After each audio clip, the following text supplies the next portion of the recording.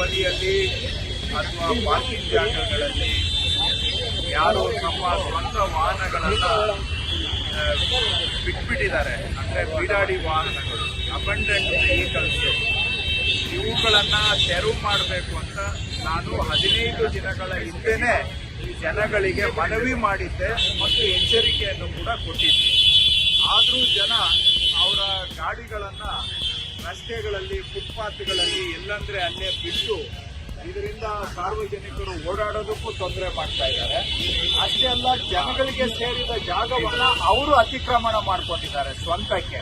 ಮತ್ತು ಈ ವಾಹನಗಳು ನಾವು ಇದು ತಿಂಗಳುಗಟ್ಟಲೆ ಇಲ್ಲೇ ಬಿಟ್ಟು ಹೋಗಿರ್ತಾರೆ, ಯಾರಿಗೆ ಸೇರಿತು ಅಂತ ಗೊತ್ತಿಲ್ಲ.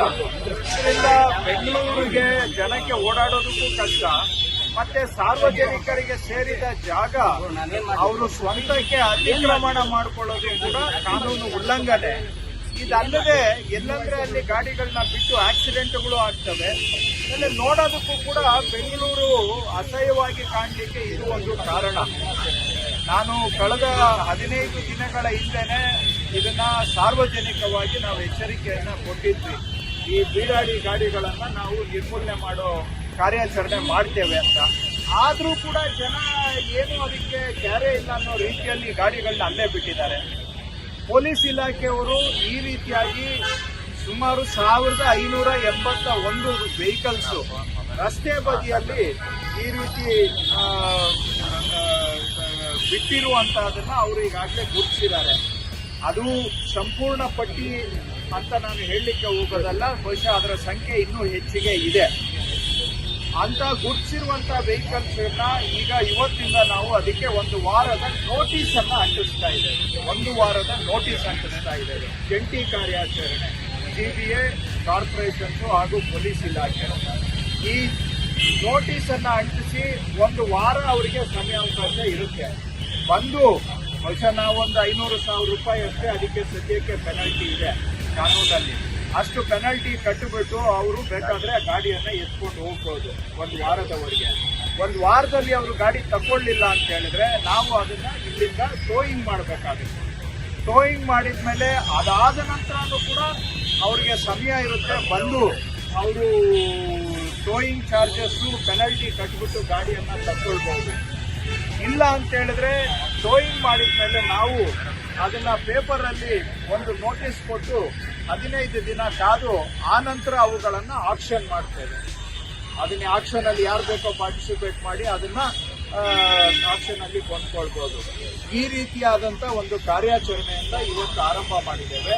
ಇವತ್ತು ನೋಟಿಸ್ ಅನ್ನ ಅಂಟಿಸಿ ಆ ವೀಲ್ಗೆ ನಾವು ಲಾಕ್ ಅನ್ನ ಹಾಕಿದ್ದೇವೆ. ಅವರು ಗಾಡಿಯನ್ನ ತೆರವು ಮಾಡ್ಲಿಕ್ಕೆ ಆಗುದಿಲ್ಲ ಅಂತ ನಾನು ಪೊಲೀಸ್ ಇಲಾಖೆಯವರಿಗೆ ಹೇಳಿದ್ದೇನೆ.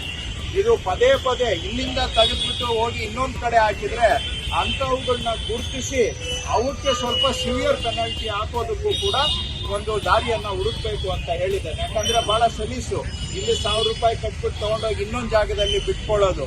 ಸೊ ಯಾರು ರಿಪೀಟೆಡ್ ಅಫೆಂಡರ್ಸ್ ಇರ್ತಾರೆ ಅವರಿಗೆ ಸಿವಿಯರ್ ಪೆನಾಲ್ಟಿಯನ್ನ ಮಾಡಬೇಕು ಅನ್ನುವಂಥದ್ದು ಹೇಳಿದ್ದೇನೆ. ನಾನು ನಮ್ಮ ಹತ್ರ 1581 ಗಾಡಿಗಳ ಪಟ್ಟಿ ಇದೆ, ಬಟ್ ಇದೇ ಸಂಪೂರ್ಣ ಪಟ್ಟಿ ಅಂತ ನಾನು ಹೇಳ್ತಾ ಇಲ್ಲ. ಟ್ರಾಫಿಕ್ ಪೊಲೀಸ್ದು ಅಸ್ತ್ರಮ್ ಅಂತ ಒಂದು ಆಪ್ ಇದೆ. ಆ ಅಸ್ತ್ರಮ್ ಆಪ್ನಲ್ಲಿ ಸಾರ್ವಜನಿಕರು ಕೂಡ ಇಂತಹ ಬೀಡಾಡಿ ವಾಹನಗಳನ್ನ ಟ್ರಾಫಿಕ್ ಪೊಲೀಸ್ಗೆ ರಿಪೋರ್ಟ್ ಮಾಡಬಹುದು.